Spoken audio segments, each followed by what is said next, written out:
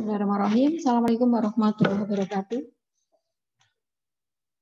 Jumpa dengan Buddha untuk mengantarkan materi hari ini. Tadi jamnya kita tukar dengan Bu Eti. Karena ada suatu dan hal, Bu Eti harus segera ke kantor dinas. Anak-anak, pagi ini tentunya semoga kalian sehat selalu, dalam keadaan bahagia walaupun di rumah. Sehat anak-anak? Oke, pagi hari ini yang bisa menghadiri Zoom sejumlah 180 siswa. Mudah-mudahan yang sekitar 70 siswa dalam keadaan sehat. Kalau masih tidur, mudah-mudahan segera bangun, ya, sehingga tidak terlena dengan tidurnya. Anak-anak, pagi hari ini Bida akan mengantarkan materi semester 2. Namun demikian sebelumnya mohon perhatiannya, kita kelas 9 waktunya sudah sangat pendek sekali. Tinggal 2 bulan anak-anak harus selesai materi apapun yang terjadi.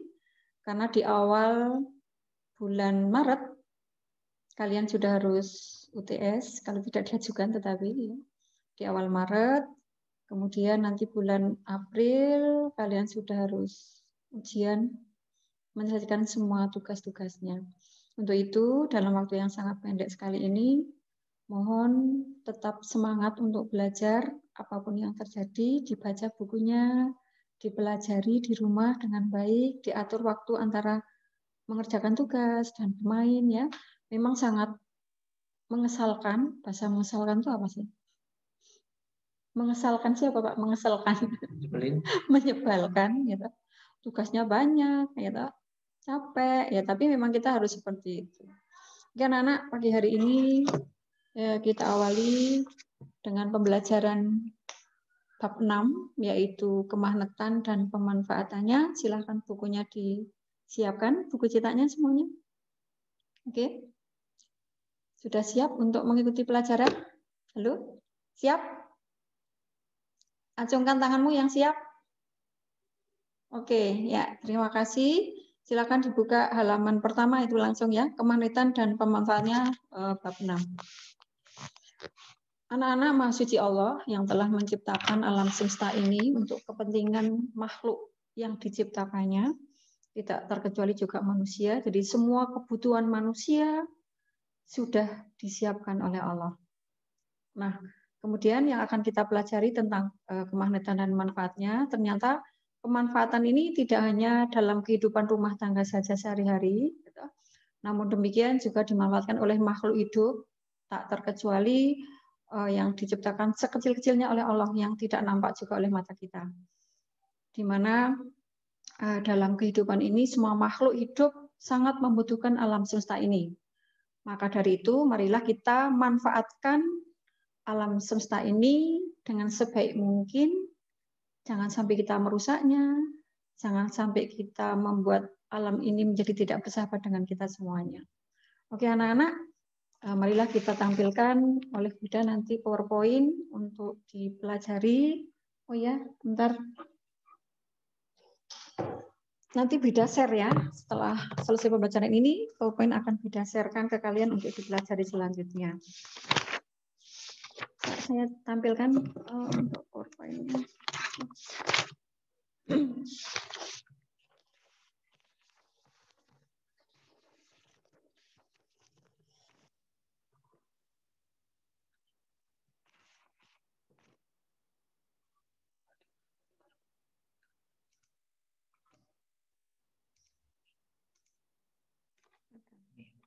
Biar anak-anak sebelah sini terlihat. Iya, nampak ya. Oke. Ini kan sudah di-mute kan?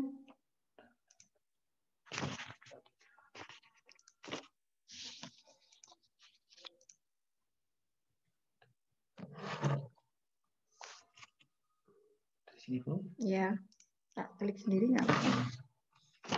Ya. Oke. Anak-anak, sekali lagi yang akan kita pelajari hari ini yaitu kemagnetan dan pemanfaatannya dalam produk teknologi. Oke.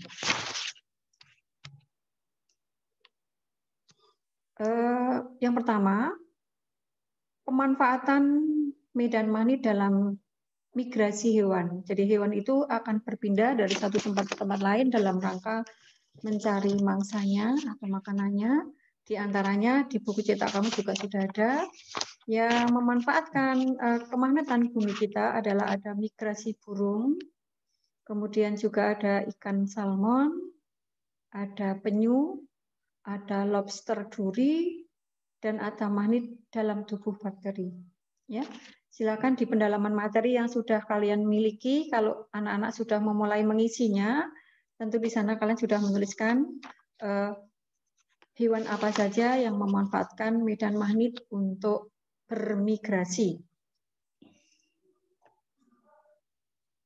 Sudah dilihat di buku cetak ada ya? Oke, ya itulah beberapa hewan yang mengalami migrasi untuk berpindah dari tempat-tempat lain dalam rangka mencari makannya.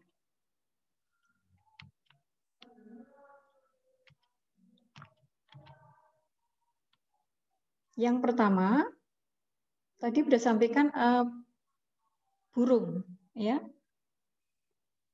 Burung merpati memanfaatkan medan magnet bumi sebagai petunjuk arah ketika dia pergi untuk pulang kembali ke tempat asalnya. Jadi kalau kalian biasa bermain burung merpati, biasanya kan kelepean doro gitu kan, ya, atau domprang gitu. Kalau bahasa di sini apa namanya, domprang ya Pak? Ya, biasanya kita lepas burung. Mengapa dia bisa kembali ke tempatnya? Yaitu dia memanfaatkan kemagnetan bumi. Ya, hal ini berdasarkan hasil penelitian dari Camel pada tahun 1974 yang memasang magnet di kepala burung merpati. Ya, itu memanfaatkan kemagnetan bumi burung merpati untuk bisa kembali ke tempat semula.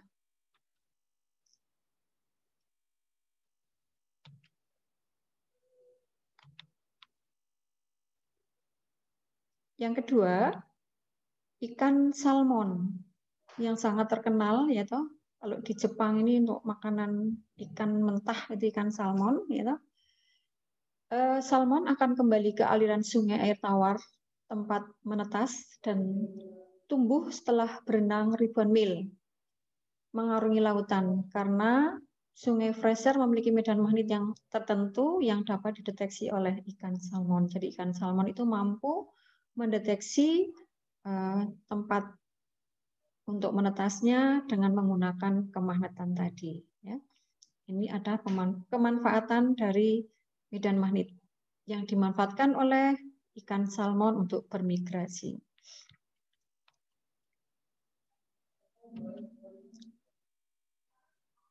Yang ketiga, yaitu migrasi penyu.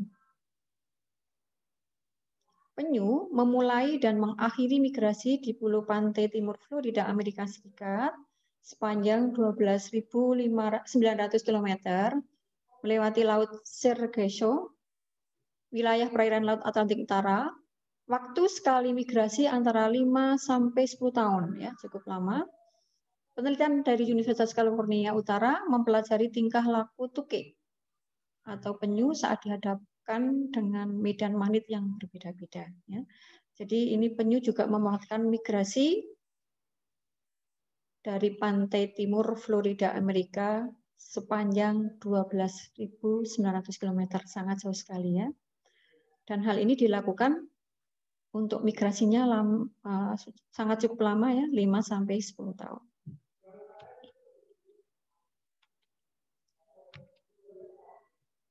Yang keempat, yaitu migrasi lobster duri. Dilakukan penelitian ini oleh Kenneth Lehman, juga mengobservasi kemampuan lobster untuk mendeteksi medan magnet dengan cara meletakkan lobster duri dalam bak air yang dapat diatur medan magnetnya. Setiap kali magnet diubah, maka lobster duri akan menyisihkan diri untuk tetap bergerak menuju arah kutub utara. Hasil dari observasi tersebut membuktikan bahwa lobster duri mampu merasakan medan magnet bumi untuk melakukan migrasi yang dilakukan dari lepas pantai Florida menuju lautan lepas yang lebih hangat dan tenang di setiap akhir musim gugur. Ya.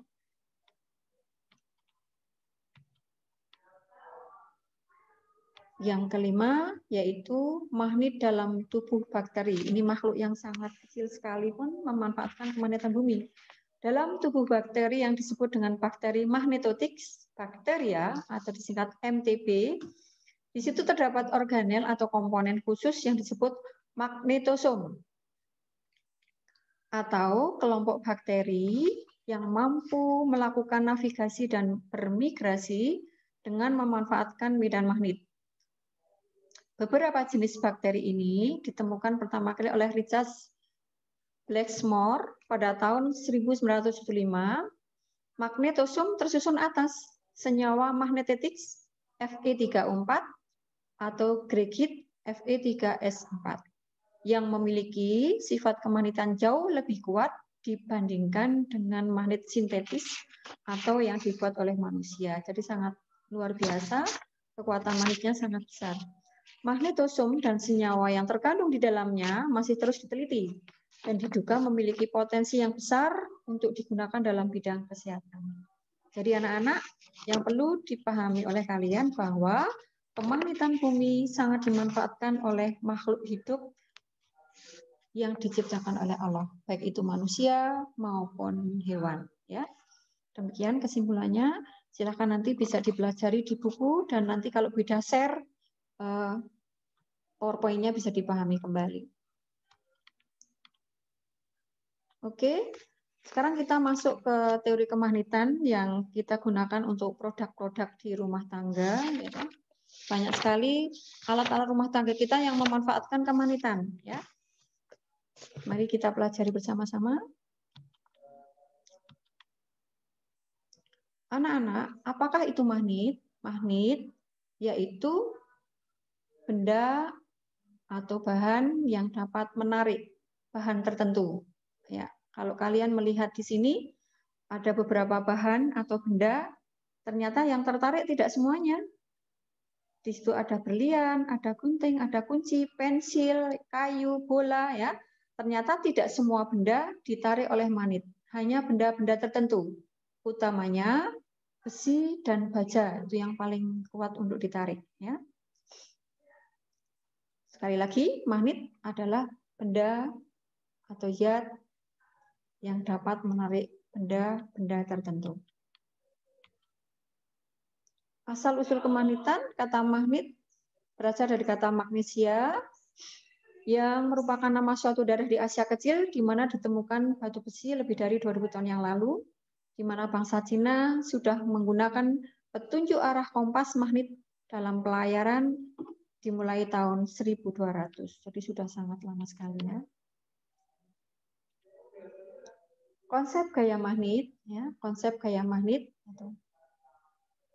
Satu, magnet itu menarik benda-benda magnetics. Benda magnetik itu benda yang ditarik oleh magnet, yaitu diantaranya ada besi, ada baja, ada nikel, ada kobalt. Dua, magnet selalu memiliki dua kutub, yaitu kutub utara dan kutub selatan, meskipun dipotong sekecil apapun.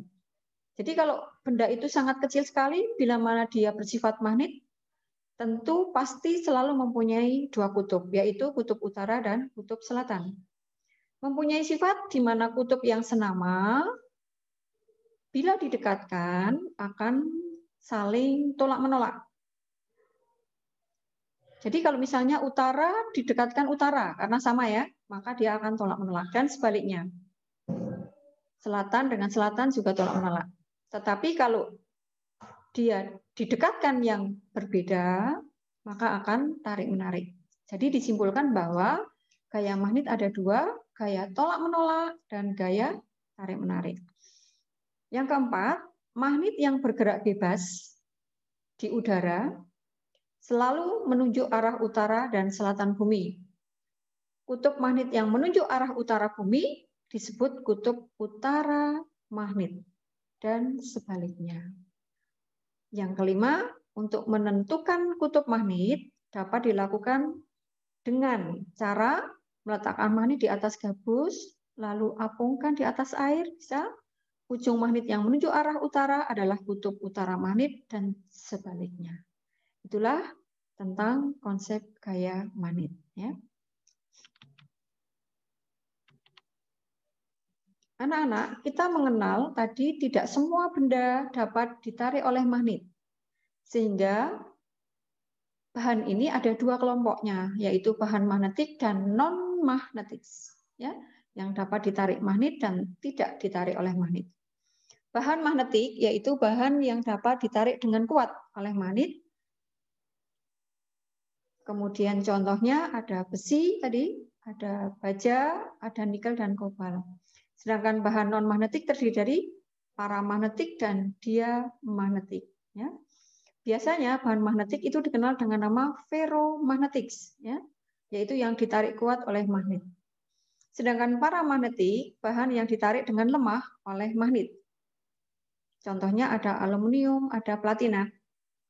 Kemudian yang diamagnetik yang ditolak oleh magnet atau yang tidak dapat dimagnetkan. Contohnya ada seng, ada bismut, air, kertas, dan lain sebagainya.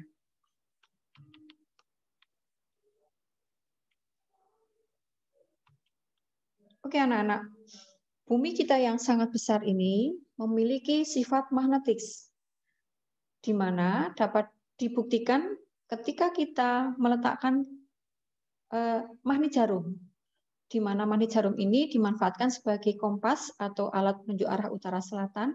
Ya. Jarum kompas selalu menunjuk arah utara selatan. Ya. Fakta ini menunjukkan bahwa bumi mempunyai sifat magnetik. Kemudian KUMB, kutub utara magnet bumi, ya, singkatan dari KUMB. Tolong diperhatikan di layar. KUMB.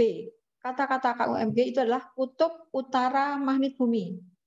Anak-anak, karena bumi kita sebagai magnet, maka bumi juga mempunyai kutub magnet. Di samping bumi itu sendiri mempunyai kutub bumi, ya. Bumi sendiri punya kutub, yaitu utara selatan. Karena bumi adalah magnet, juga mempunyai kutub magnet bumi. Ya. Untuk KUMB ini terletak di dekat kutub selatan bumi, sedangkan KSMB, kutub selatan magnet bumi, terletak di dekat kutub utara bumi. Jadi letaknya berlawanan. Ya. Bisa dilihat di layar, gitu, gambar bumi ini, silahkan diperhatikan baik-baik. Sekali lagi, kutub utara magnet bumi terletak di dekat kutub selatan bumi, ya. Dan sebaliknya, kutub selatan magnet bumi terletak di dekat kutub utara bumi. Jadi letak kutub bumi berlawanan dengan letak kutub magnet bumi.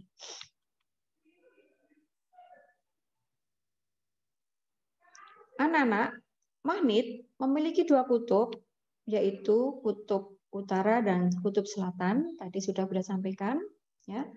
Kutub magnet adalah ujung magnet yang mempunyai gaya tarik atau gaya tolak yang terbesar. Ya. Setiap magnet selalu mempunyai dua kutub, yaitu kutub utara dan selatan. Kalau di magnet batang ini, ya, di magnet batang itu ada tulisan N dan S. Ya. N itu north dan S adalah south. Ya. Utara dan selatan. Di layar kalian bisa melihat di mana itu magnet batang. Kemudian ditaruh di bawah kertas, kita kasih serbuk besi, akan membentuk pola-pola tersendiri atau gambaran, ya, pola-pola namanya. Pola-pola itu namanya pola garis gaya. Yang terbanyak serbuk besinya itu ada di ujung. Ada di ujung atau kita sebut dengan kutub. Nah, bagian ujung itulah yang disebut dengan kutub-kutub magnet. Daya tarik terkuat ada di kutub magnet dibandingkan bagian yang tengahnya. Karena kalau yang tengah itu seakan netral karena berdekatan antara kutub utara dan kutub selatan. Anak-anak, kita lanjutkan belajar tentang sifat kutub magnet. Ya. Di awal tadi sudah bacakan juga bahwa magnet mempunyai sifat jika dua kutubnya saling didekatkan, maka akan terjadi gaya magnet. Ya. Gaya di sini yang terjadi, kalau kutubnya yang didekatkan adalah senama, akan tolak-menolak, dan kalau tidak senama akan tarik-menarik. Kalian bisa amati di layar, di situ ada gambar magnet S dengan N dia akan tertarik ya karena itu utara dan selatan. Sedangkan S dengan S, short dengan short dia akan tolak-menolak. Itulah sifat magnet. Jika kedua kutubnya saling didekatkan.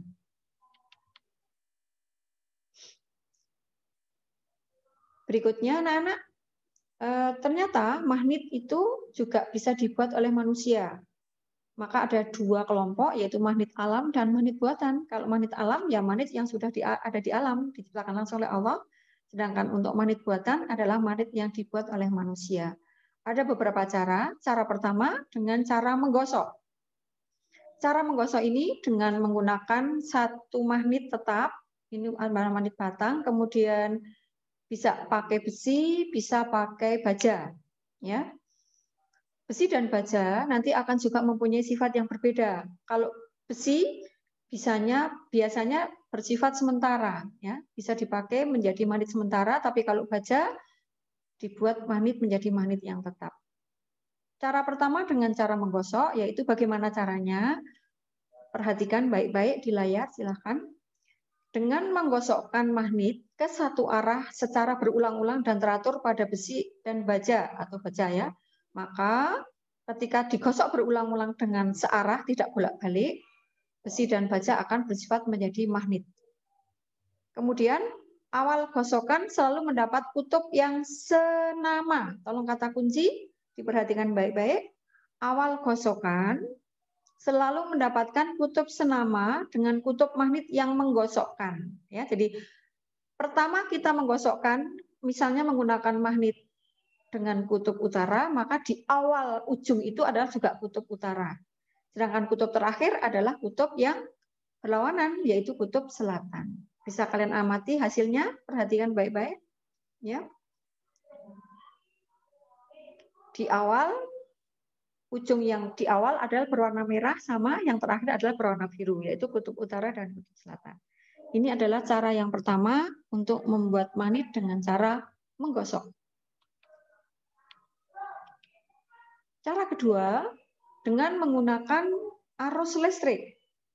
Dengan arus ini akan menghasilkan yang disebut dengan elektromagnet atau elektromagnetik, yaitu magnet listrik. Ya. Cukup sederhana, kalian pun bisa membuat sendiri, mencoba di rumah, dengan menyiapkan satu batu baterai, kemudian dengan paku. Paku itu kita liliti kawat, ya, kawat tembaga, kemudian kita hubungkan dengan baterai, ya.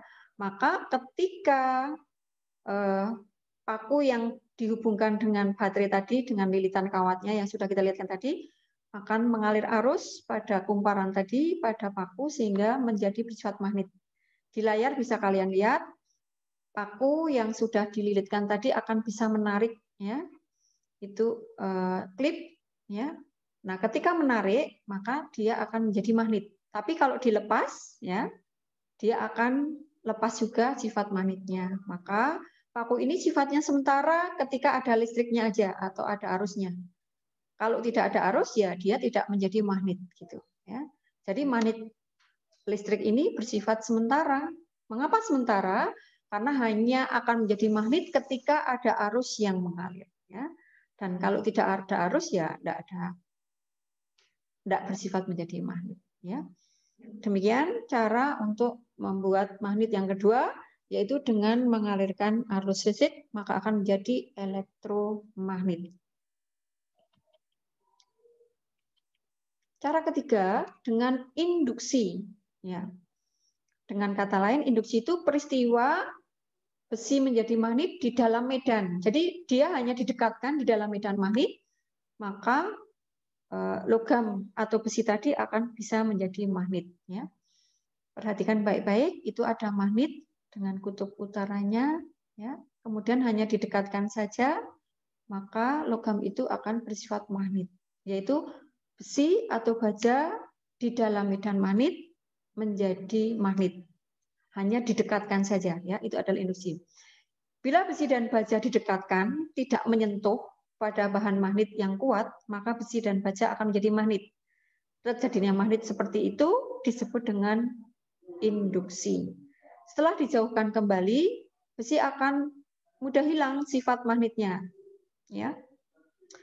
Penyebab magnet elementer besi mudah teratur dan mudah berantakan. Sebaliknya kalau baja itu susah jadi magnet, tapi kalau sudah jadi magnet maka akan menjadi magnet yang tetap.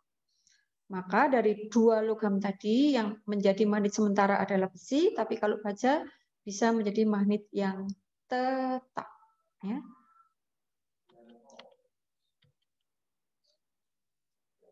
Anak-anak, magnet dapat menimbulkan medan magnet di sekitarnya. Ya, perhatikan dalam layar di situ. Ya, medan magnet diberi pengertian ruang di sekitar magnet yang masih mengalami gaya magnet. Ya, kemudian dinyatakan dengan garis-garis gaya magnet atau disebut dengan flux magnetik. Ya, jadi garis gaya magnet atau flux magnetik adalah garis-garis yang menggambarkan adanya medan magnetik. Di layar bisa kalian lihat, di situ diletakkan magnet batang, kemudian ada pola-pola garis gayanya. Ketika dikasih plotting kompas atau kompas kecil-kecil, ya, maka jarumnya juga berbentuk lengkung, ya. Di mana pola garis gaya pada magnet batang berbentuk lengkung, berbentuk garis lengkung, ya. Lengkung-lengkung pada gambar di sekitar magnet batang ini disebut dengan garis gaya magnet, menunjukkan di situ ada medan magnet.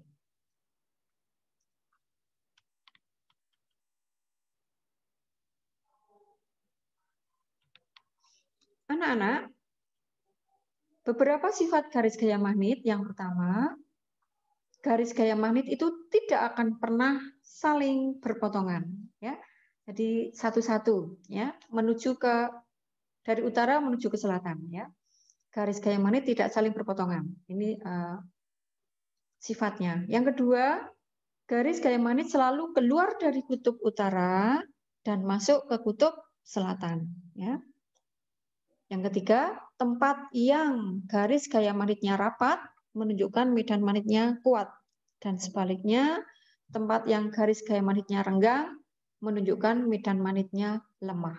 Ya. Jadi kalau semakin keluar berarti semakin melemah karena semakin jauh dari magnetnya.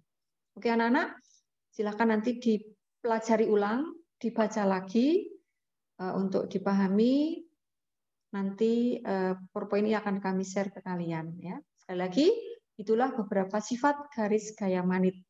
Beda ulang, tidak pernah saling berpotongan, keluar dari kutub utara, masuk ke kutub selatan. Anak-anak tinggal memahami garis panahnya aja, tanda panahnya dipahami. Ya. Kemudian yang ketiga, yang paling rapat, yang paling kuat, itu adalah medan magnetnya juga paling kuat. Selanjutnya anak-anak, kita akan belajar tentang medan magnet di sekitar arus listrik yang disampaikan oleh fisikawan bernama Hans Christian Ørsted, ya, di mana beliau mempelajari bahwa di sekitar kawat berarus listrik maka akan menimbulkan medan magnet. Ya, perhatikan baik-baik. Ya, di sini kawat berarus, kemudian dikasih plotting kompas. Ternyata ketika sebelum ada arus listriknya, kutub utara selatan di posisi yang lurus dengan kawatnya, tetapi ketika sudah dialiri arus listrik, ini yang ke atas, ini yang ke bawah, maka jarum kompasnya akan membelok. Ya. Ini menunjukkan bahwa di sekitar kawat berarus ini ada medan magnetnya. Anak-anak, pada saat kawat tidak di arus listrik atau I-nya 0, ini yang pertama tadi, jarum kompas tidak menyimpang. Kemudian yang B, pada saat kawat dialiri arus listrik, ya toh, kutub utara jarum kompas menyimpang ke kanan. Ya, saat arusnya ke atas, menyimpang ke kanan. Dan yang ketiga, pada saat kawat dialiri arus listrik ke bawah, kutub utara jarum kompas menyimpang ke kiri. Kesimpulan yang bisa kita ambil, menurut Hans Christian Ørsted, bahwa di sekitar penghantar berarus listrik akan terdapat medan magnet arah medan magnet bergantung pada arah arus listrik yang mengalir ya. Tadi yang ke atas ke kanan, ketika bergerak ke bawah arusnya bergeraknya ke kiri. Oke anak-anak, sekali lagi tolong kesimpulan ini diperhatikan baik-baik. Jadi menurut Hans Christian Ørsted, di sekitar kawat berarus listrik ada medan magnet. Kemudian arah medan magnetnya bergantung pada arah arus listriknya. Oke. Perhatikan baik-baik ya. Tadi hasil percobaan Hans Christian Ørsted ketika pada kawat ini penghantar lurus, yang ini namanya penghantar lurus, yang di sini adalah penghantar berbentuk lingkaran. Ketika dikasih plotting kompas ya, maka jarum kompasnya akan berbeda-beda ya.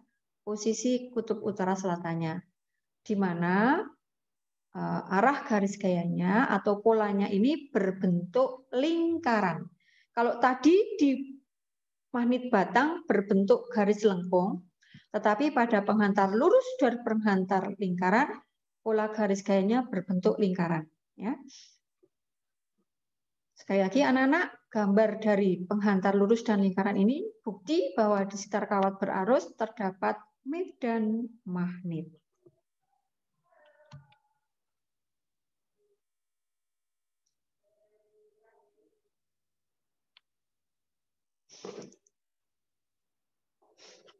Kemudian tentang induksi magnet, Hans Christian Ørsted mengadakan percobaan telah menunjukkan bahwa arus listrik dapat menimbulkan medan magnet dengan caranya mengamati pergerakan jarum kompas saat diletakkan di dekat kabel tadi yang berarus listrik, di mana arah medan magnet dan arah arus menggunakan aturan tangan kanan yang digenggam, di mana ibu jari menunjukkan arah arus, ibu jari menunjukkan arah arus, dan jari keempat bida ini menunjukkan pola garis gayanya.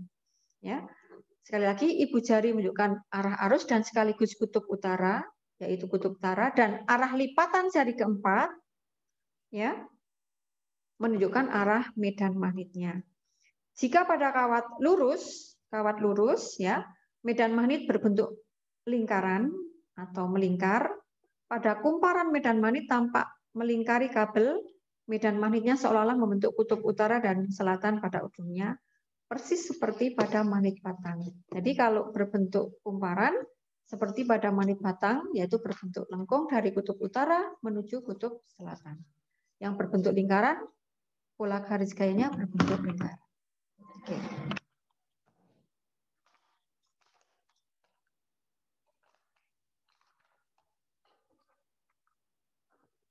Oke.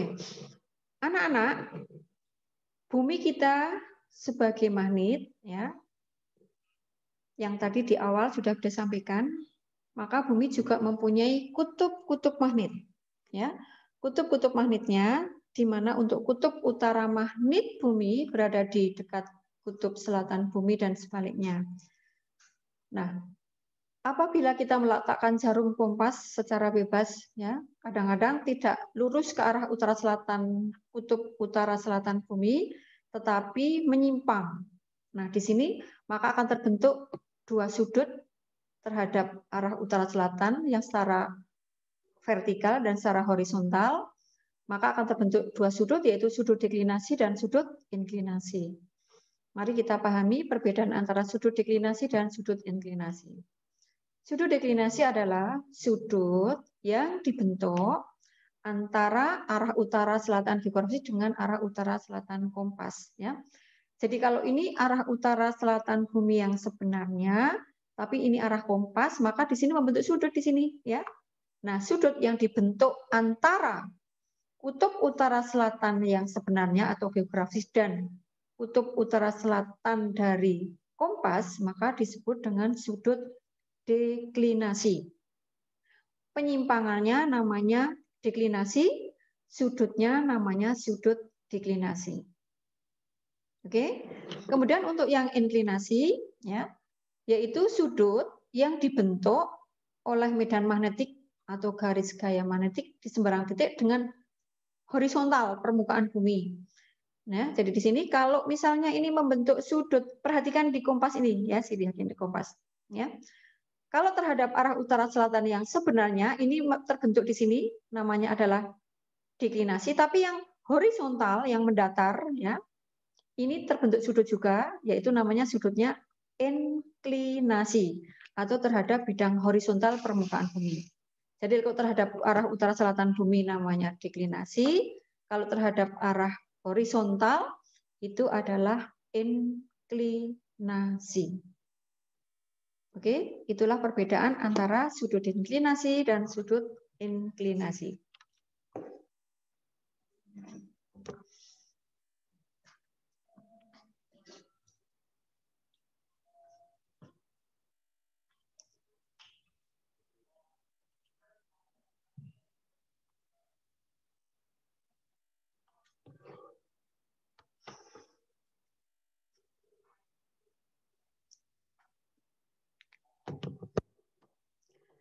Anak-anak, tadi kita sudah mengenal tentang elektromagnetik, ya, atau membuat magnet dengan menggunakan arus listrik. Ya.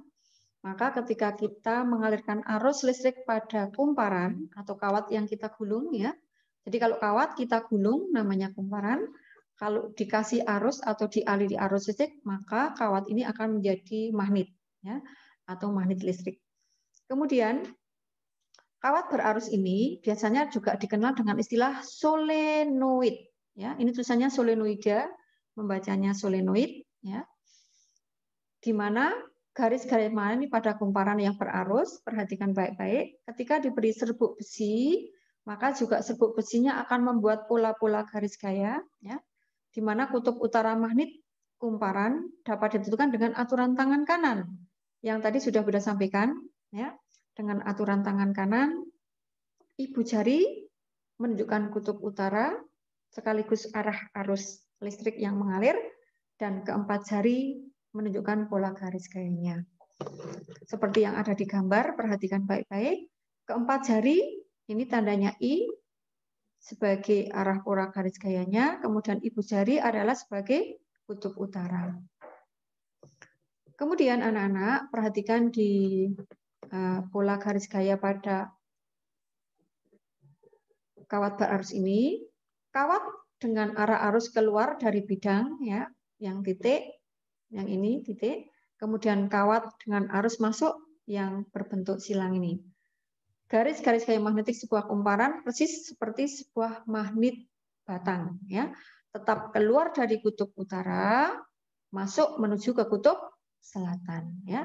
Jadi yang keluar ini, yang keluar, yang ini adalah yang masuk. Itulah pola garis gaya pada kumparan berarus atau solenoid. Sudah? Cukup waktunya? Oke. Oke anak-anak, waktunya sudah usai. Mudah-mudahan ya apa yang Bunda sampaikan tadi sampai pada solenoid bisa diikuti dengan baik, ya. Hanya itu yang bisa mampu Bunda sampaikan. Jelas atau tidak jelas, mudah-mudahan diterima dengan jelas. Mohon maaf apabila ada banyak kekurangannya. Selamat belajar, tetap semangat.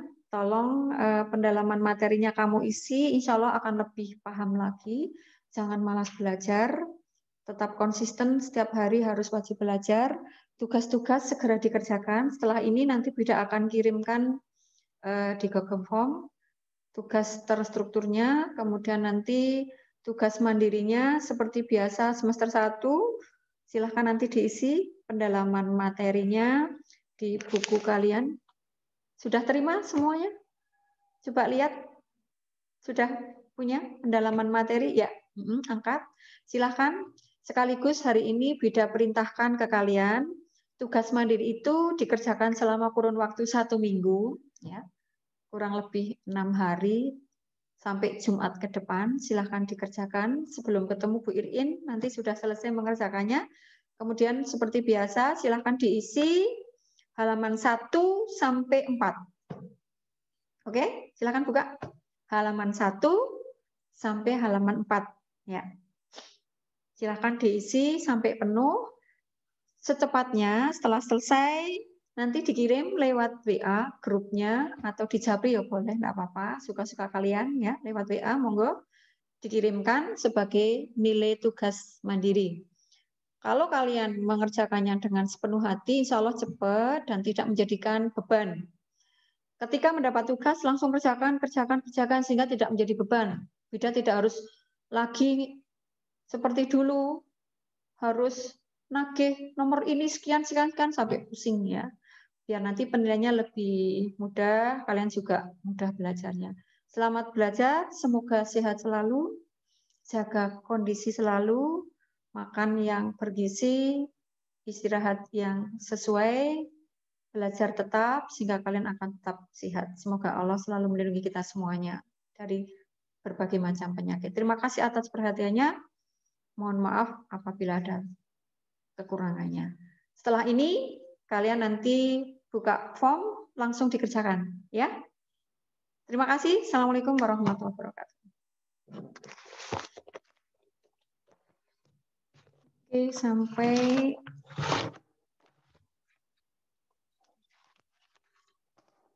yang masuk berapa, Pak? Nanti tadi tulis saya. Oke.